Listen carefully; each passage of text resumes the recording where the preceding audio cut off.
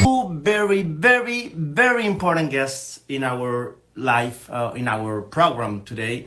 And this is a special program because, as you may know, a lot of you know, this upcoming September the 21st and the 22nd in the CDMX arena, we are going to have a very important Exma Fearless Minds.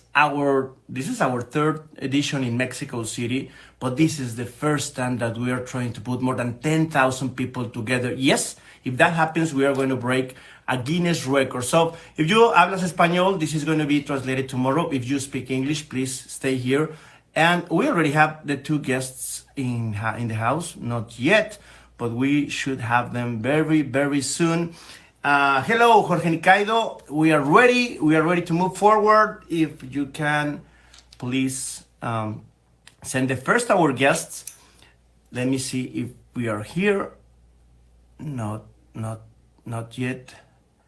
I have okay. I have Tony Robbins, and could you please, Nicaido, review if Ricardo Salinas, okay?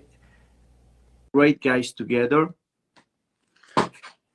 Welcome to this very special live, and we are going to have a great event. Tony, it's a pleasure. Ed, how are you? Nice I'm to good. you.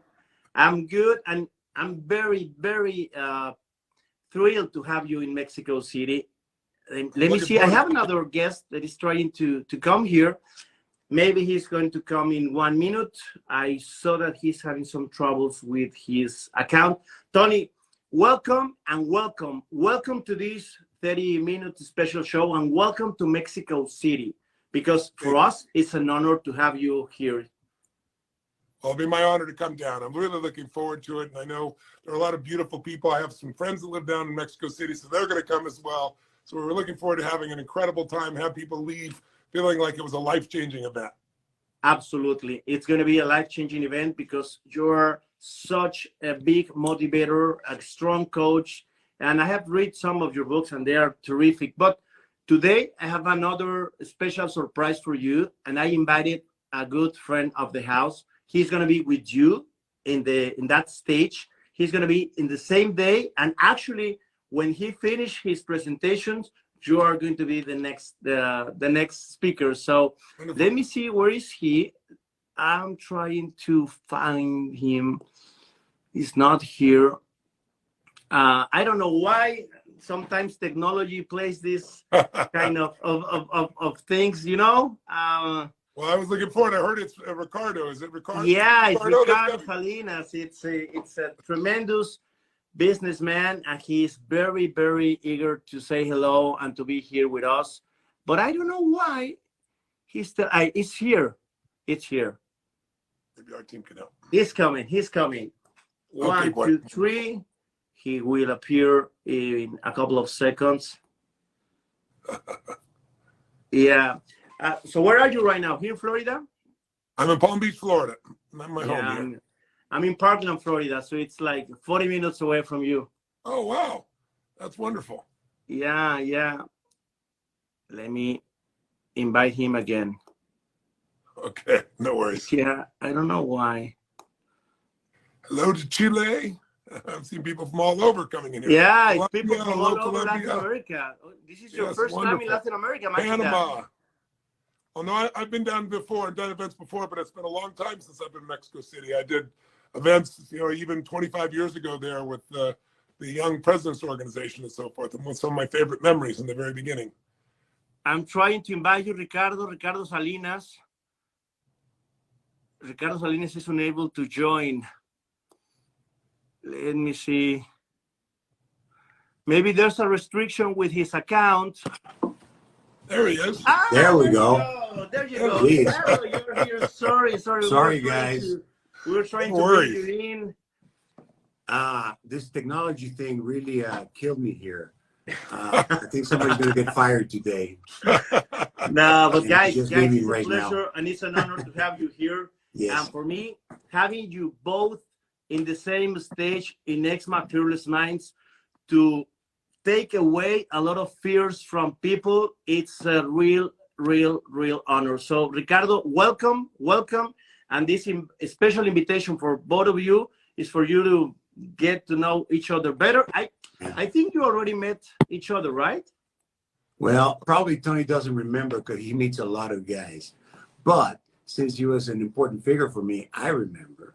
Anyway. Ricardo, I certainly know your history and your family's history, from selling beds to building radios to you selling at 10 years old. I have such admiration. Yeah. Look, selling honey door to door with your brothers and sisters. Look at this one. You know this one? Oh, wow. Oh, I have one as well. That's my old copy from way back in '86. Wow. So you've been familiar with my work. I didn't realize that. No. Yeah. Actually, I've cited it a lot of times in my social media. You know, people ask me what I recommend. I said, well, you should read this book by Tony Robbins. It made a big difference for me. So I always recognize you. It did make a change. You know, when I was very young, back in 1986, way back then. And I was just married, had 3 kids, and we were having lots of financial troubles in Mexico at that time. Yes, I remember. The book really changed my perspective. So thank you. Wow. Well, thank you. You're very kind. Well, your success is pretty much unmatched in Mexico, as you well know. What you guys have built is extraordinary. So I'm extremely complimented. Thank you. Thank you, Tony. And thank you also, Fernando, for being with us. Thank you very much for supporting us a lot, Ricardo. I know you been sitting here all along with the since different about 10 media minutes before, but I couldn't get into the conversation, so sorry. Oh, no worries. No worries. So shall we continue? Tony, yes, please, let's start. This is a real pleasure to have you here, and I hope to shake hands with you soon when you come to Mexico City. You know, it's crazy that I'm now doing the interview. I usually am on the other side. But so I'll try my luck. I really appreciate that. Thank you very much for that, Ricardo. Usually the interviewer has to shut up. So there's my first question, okay? So how is it, Tony, that you became what you are today? Well, that's a big question. Well, I grew up in a tough environment. I know you did too. You grew up, you know, with figuring out how to make things work. And I had the same. I had 4 different fathers. I had a very domineering mother, but who I love dearly and since passed. But she made me who I am to some extent because she was the most loving human being. But when she did drugs and alcohol, prescription drugs and alcohol, it wasn't a good mix. And so she became really intense and was abusive. So I had to learn to be a practical psychologist to protect my younger brother and sister. And then those skills kind of graduated. I was always obsessed with understanding the difference in people's lives. Like, why are there some people you can give them everything, all the love, all the support, all the education, economic well-being, and they spend their life going in and out of rehab. Yeah. And then there are other people that life has stomped all over. They've been through injustice. They've been through terrible things, and they grow and become people that inspire us all. So I began to realize that biography isn't destiny. Because in the beginning, it's like I had the excuse, well, I'm here because we have no money for food. You know, I'm fortunate today to provide meals for 100 million people a year. 1 billion meals I promised over 10 years. We're up to 950 million meals, to give you an idea right now, in 8 years. But it comes not because I'm a good person. It comes because I know what it feels like to have no food. So those driving forces made me want to succeed, but also made me want to understand and help people and know the differences in people. And what I began to understand, Ricardo, is that, as you know, there are patterns to everything.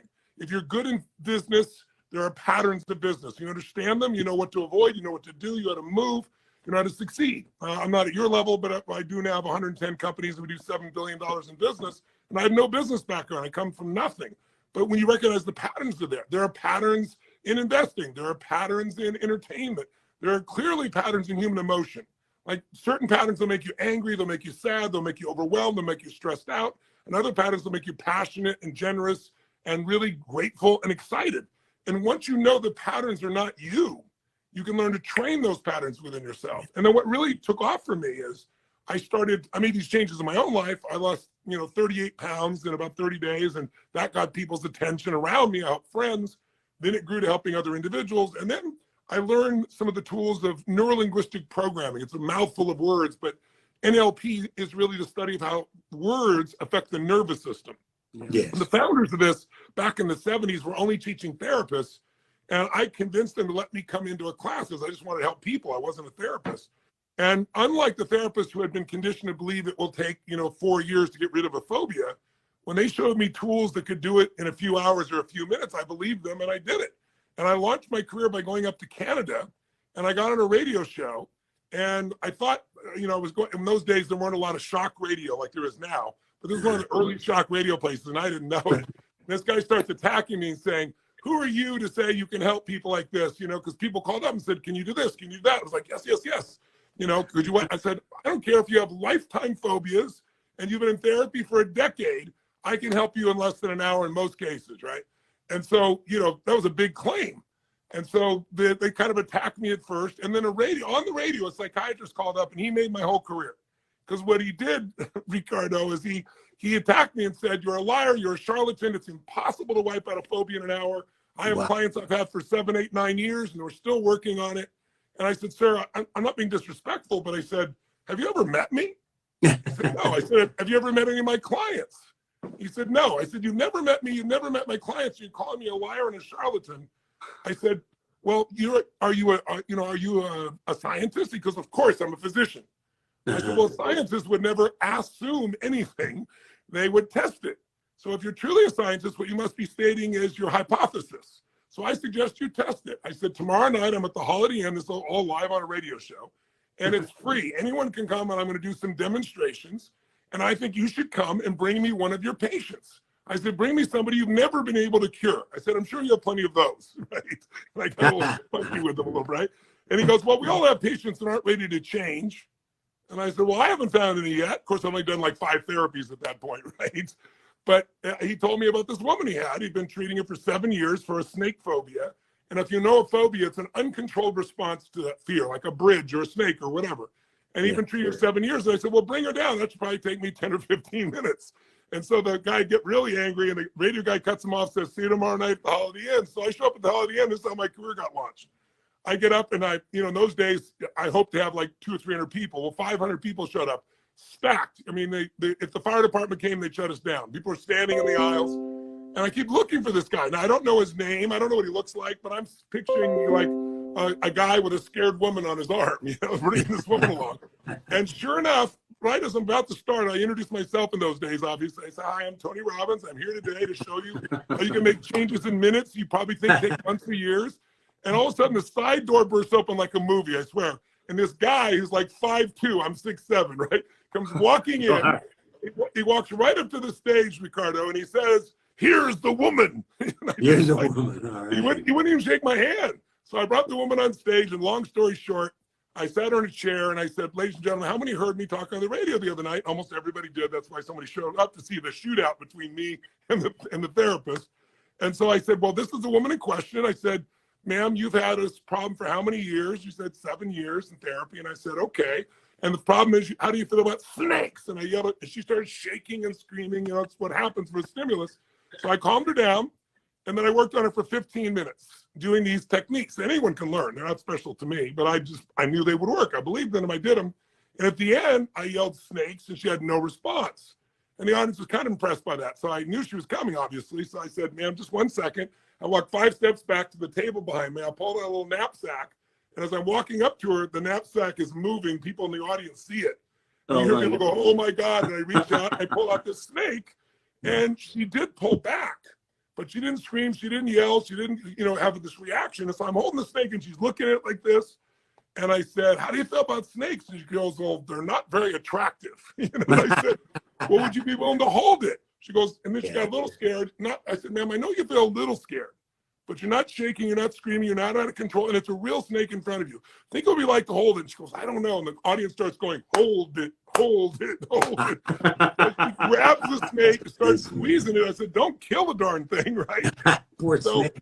But then that became my signature. So then I worked with people that had addictions to cocaine and then cigarettes. And then there was a woman who hadn't had an orgasm in 10 years. And I gave an orgasm, obviously, without touching her, right? Guys come in and say, could you teach me how to do that when I'm tired, right? So I kind of launched my career. But after that, because I understood these patterns, I started getting the call from the greatest athletes. How old were you? How old were you at that time, Tony? I was, let's see, when I did this piece, I was 23 years old. So you were out there teaching people to self-help themselves at 23?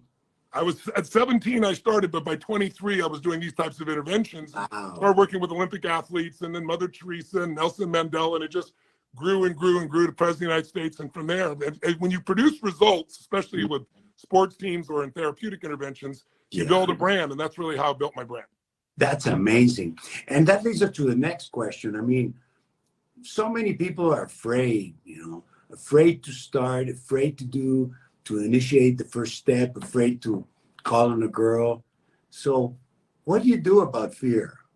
It's a great question. I think fear is a habit. First of all, everybody's fearful at times, right? I don't care how smart or strong you are. It's not getting fear because it's built into the nervous system. We have a survival system that's 2 million years old. And a 2 million year old brain looks for what's wrong, what could hurt you. And then it either fights it or it freezes, hoping you won't notice, or you flee, one of the three, right? Those three responses. But that survival brain is still with us, but it doesn't have to control us. And it used to be protecting you from a saber-toothed tiger. Now people worry what someone said about them in social media. And they have the same kind of reaction in the nervous system. So it's like anything in your mind and body, you can train it.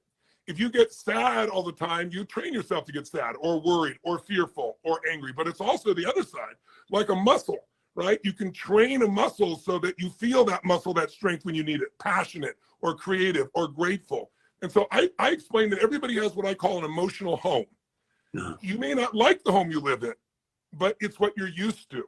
And so some people's emotional home is to be frustrated and pissed off most of the time, and they always find a way to get there. If things aren't bad enough in their own life, they complain about things for other people or outside world.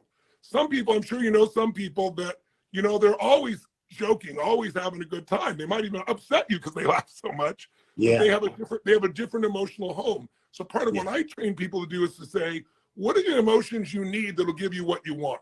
Because as you know, both of you, Fernando and you, Ricardo, to succeed in life, you have to be able to direct your mind and your emotions. If you don't do that, you're at the result of everything else that comes at you. So it's like an athlete. You want to train those emotional muscles. And I'm not talking about just being emotionally intelligent. That's been taught for years. Intelligence is a beautiful gift, and emotional intelligence, it's a capacity. But what I train people to do is a readiness. When you are fit, you are ready. Something happens and you handle it, as opposed to I have the intelligence. Lots of people know what to do, but they don't do what they know. So it's that readiness that I help people train into their body and nervous system. And that's why my seminars aren't 30 minutes. They're usually 3 or 4 days of total immersion, because when you leave, you're a different person. You're not just having some skills you intellectually understand. When was the first time you heard that word, neuro-linguistic programming? Where do you come from? I was reading it. I read a book called Frogs and the Princes, which is one of the early little books about neuro-linguistic Frogs programming. and the Princess. Yeah, and I was at the time I was 22 years old, 21 years old. And then what I did was I read everything about it. Then I went to this teacher. His name was John Grinder. He's one of the co-founders of this. He was a former, he was a linguist and a former special forces guy. And I went and I said, you got to let me learn this stuff. They used to do these courses 6 months long for therapists. I said, the problem is these therapists are good people, but they've been used to taking 6 years to do something. And by the way, if they do solve it in one session, they're broke. I said, I don't have that problem. Let me show you that someone else can do this. And so he let me in the class. I went for the initial 6 months, but after the first month, I was doing these kinds of things and challenging people to an NLP off. Give me your worst patient, I'll handle it right now. So it's not just the skill, it's the belief system. As you know, Ricardo, it's a really different belief system the person develops who can persist through challenges than a person who tries it and then says, I tried everything and gives up. And those beliefs are really what control our lives. Yeah. The underlying value system, which is I'm going to get ahead and it doesn't matter what happens, we will get ahead, that kind of thing, huh? Yeah, so, and finding the way, and in my case, I was fortunate enough to get a great teacher, because I remember asking him, because I feed 100 million meals a year here in the US now. It's going up to the billion meals, as I shared with you. But it's because I didn't have anything, right? And I remember I went to my teacher, Jim Rohn, at one time, who was a successful businessman. And I said, I've had 4 fathers. I said, my mom leaves them all. I said, they've all been broke. We've all had no food at times, but they're good people. Why is that? And he said, Tony, you have to understand that we're all equals as souls, but we're not equal in the marketplace. And I said, what do you mean? He said, you have to find a way to do more for others than anybody else does. He goes, that's your nature, Tony, by the way you are as a human. But you got to translate that into your career or business. If you can do more for anybody than anybody else is doing in the marketplace, you will build a brand and you will grow. And he said, if you look at a school teacher does a beautiful job, but she has 30 students. If you've got 1 million students and you can significantly improve their life, you're going to be able to go to a different level. You know, if somebody who works at McDonald's, there's nothing wrong with working at McDonald's as an early job. They get minimum wage because anyone can learn that. It's not a lot of added value. Today, it's going to be replaced by robots soon, right? But if you can figure out, as you've done, how to build businesses that employ hundreds of thousands or tens of thousands of people, if you can learn financial pieces and bring more value, then you earn more. And so he got me to realize that I had to find a way to do more for others than anybody else. That was my nature, but it made me my obsession. And that's why I've got the 110 companies now in the 7 billion, because all of them became leaders, because I get obsessed about who is the client, who's the ideal client, what do they want, what do they hate, what do they need, how do we over-deliver better than anybody else, and how do we keep over-delivering by not falling in love with the product, but falling in love with our clients. Yeah, by the way, Ricardo, I hope you can have that opportunity to spend time with Tony during his stay in Mexico, because you guys have a lot in common in terms of philanthropists. I mean, there's a lot. You know, we had to do something in common. Absolutely. I'll tell you something I'm doing next. I'm not going to put you on the spot, but I'll tell you what I'm doing next. I'm about to finish my billion meals, and I'm also sponsoring an X Prize to feed the next billion, like the new food sources to do that, where all teams are competing. But I'm going to the Forbes Philanthropy meeting at the night before. I'm flying in all night to come to Mexico. Wow. Not my ideal, but I'm going to fly through the night, because the night before I'll be there, and I'm challenging the biggest philanthropists, billionaires in the world, to all put up a billion meals just like I did. 100 people will do it. Because right now, because of the Ukraine crisis, 40% of the wheat that comes to the world comes from there. And because of what happened with COVID, you have now, instead of 60 million people, you have 350 million people on the verge of starvation. So I'm trying to get those people to join. But when we get together, we'll see if there's some things we could do together. Great. I'd love doing something with you. By the way, I'm on the board of the X Prize Foundation with Oh, I didn't know that. Yeah, I know it from a long time ago. And it's a great idea to have this prize, you know, at an international level with a big reward, and have everybody think of how to fix a problem. It's a great idea. Yeah. Well, we got a $20 million prize. I put up the first million, and then I got my friends MBZ and Sheikh Tanoon from the UAE to put up the other 20 million. So we've got it, and there's about 35 teams competing right now, and they're coming up with solutions that'll blow your mind. I'm sure you've heard about this clean culture beef. They're able to get the price points down and make it taste as good as anything you've ever tasted. So hopefully the final product can make a difference in the world by cutting prices and delivering this food to the world. So, Tony, another question. Why is it that so many people shoot themselves down? They sabotage themselves. They don't even give them a chance. I remember your analogy in the book about the little voice there, messing with your mind. Yes. And so I know it has to do with that, but why does it have to be like that? Well, it doesn't have to be like that, but it's like anything else, right? Gravity will pull you down unless you exert consciousness and awareness to move yourself up, right? That's just how it works. And so the defining element that affects us is that our parents are all amateurs. They're good humans. They love us, but we're all amateur parents, right? We learn on the job to some extent, unfortunately. And what shapes us most is this concept of identity. Identity is we all have a way of identifying who we are. If you think you're a procrastinator, you're going to procrastinate. Now, how did that happen? Well, you probably wanted to do something and didn't follow through and were mad at yourself and said, I'm going to do it this time. And it didn't follow through because you got fearful. And eventually you don't want to beat yourself up. So you go, I'm one of those. I'm a procrastinator. If I said to you, for example, would you like a cigarette? And you'd stopped smoking years ago, you're not going to say, what brand is it? You're going to say, I'm not a smoker. I'm not one of those. So our identity controls our behavior. When you hear about somebody having an identity crisis, turning 40 years old, and man suddenly wants a Ferrari and a new wife and so forth, whatever it is, what it is, they're trying to figure out who they are. They had one definition of themselves and they want something different because they feel time is moving forward, right? So identity controls everything. So think of it this way. If I use the metaphor of a thermostat in your room, you set the thermostat at, say, 68 degrees. And that represents your comfort zone of what you're used to, not what you want, but what you're used to, right? People have what they want, which is a should, and then what they're used to, which is a must. So what happens is, let's say 68 degrees is your metaphor for how much intimacy you're used to, or how much money you're used to making, or the level of fitness in your body, or lack thereof. And if things drop down to less than what you are trained to believe, to say 65, 62, 60, somewhere in there, the heaters kick on and go, whoa, you're a 68 degree, or what are you doing down here at 60? That's not who you are. And so we've all experienced that when things got bad enough where finally your brain goes, no more. I'm ending this. I'm starting this. I'm handling this. And you really did it. But it also happens. When is it that you become who you are? When? It drives you. What happens is you make those decisions about who you were a long time ago. Most people have not updated their identity. So they may have made that decision at 10 or 12 or 20. But what happens is if you get that drive and you drive back up to where you deserve to be, and let's say you get momentum, you start doing better and better. Now you're at 72, 78, 80, 82. Around 92, the brain goes, hey, what the hell are you doing up here? You're a 68 degreeer. You're not a 92 degreer. And when that happens, get down. Then the heaters that were driving you stop. And if that's not, if the air conditioners kick on and you start sabotaging yourself. So the only way to expand your life, and this is what I do with people, is expand their identity, to expand who they perceive them to be. And the way you do that is get people to do things they don't think they can really do, or they don't think they would. Because when people say, I'm not one of those, well, when did you come up with this old definition of yourself? And so when you expand identity, you expand possibility. If you, for example, work out regularly, it's not because it's easy, it's because you see yourself as an athlete, or you see yourself as someone who's a health nut. Right? Consistent behavior comes from identity. So if you want to change something and make it last, you got to change identity. Otherwise, it's just a goal. That's why you have people walking on coals.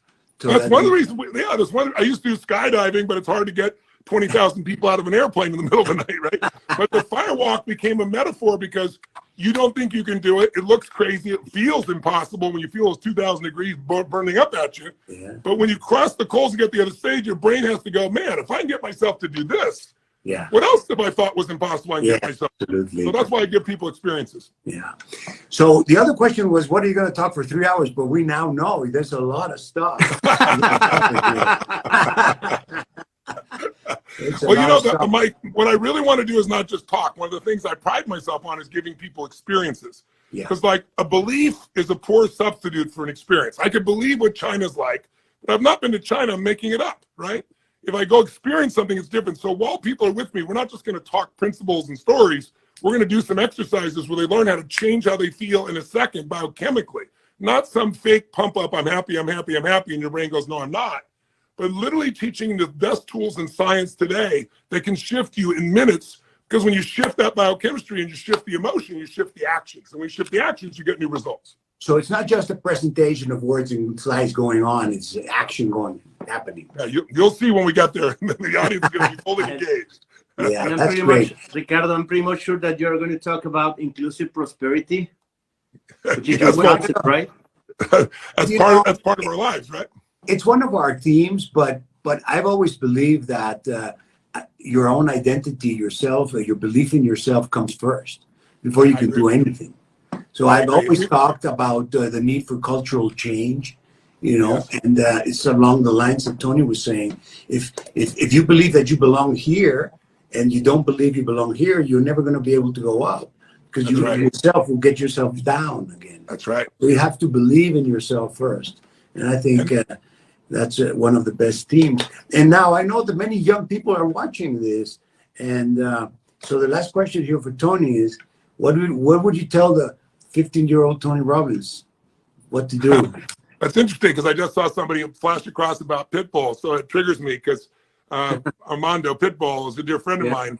And he was starting to sell drugs at a very early age. And his mom had him in the car and made him listen to my tapes in the car. He wanted to listen to rap, and she made him listen to my stuff. So he knows my stuff word for word. But the messages that I would share with him, or that I shared even with my own 15-year-old self, would have been, the focus is, the secret to living is giving. If you try to just go get things, even if you do succeed, you'll be miserable. But if you can find a way to add value, if you can find a way to keep growing, you can find adding a way to get better skills, then you're going to have anything you want. So if you really focus on giving more than trying to receive, you can't not receive.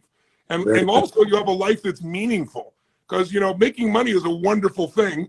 And without it, there's a lot of stresses in life. But if you do it in a way you're not proud of, in the end, you're not going to be fulfilled. You're going to have a lot of hate going your way. So for me, it's really understanding that if you work hard enough on yourself, your gifts will make room for you. And it's like, I didn't know that at times, and it was really disappointing, but you got to persist. There is no replacement for persistence. Whenever you see somebody succeed, my grandfather worked for Walt Disney. he was turned down 302 times by banks. 302 times. He went near bankruptcy twice. And, you know, he built something that's lasted, obviously, way beyond his lifetime that continues to bring joy to people. I don't know of a person alive, including yourself, I'm sure, Ricardo, that hasn't had to persist through unbelievably difficult times. But that's also what makes you proud of yourself. If you look at history, people that have it easy, you know, I had a pretty tough childhood. I'm grateful for that. Either disappointment either destroys you or drives you, but you got to decide which. It's up to you to decide. You let it destroy you, it will. But if you let it drive you, you can find more. You say it very well, because for me as a businessman, I've always focused a lot on my customers. Number one, because giving them what they need and putting them front and center stage is what makes us successful. You know, we all live off the customers. If the customer money is not coming in, that's it. Curtains. You know? That's right. That's right.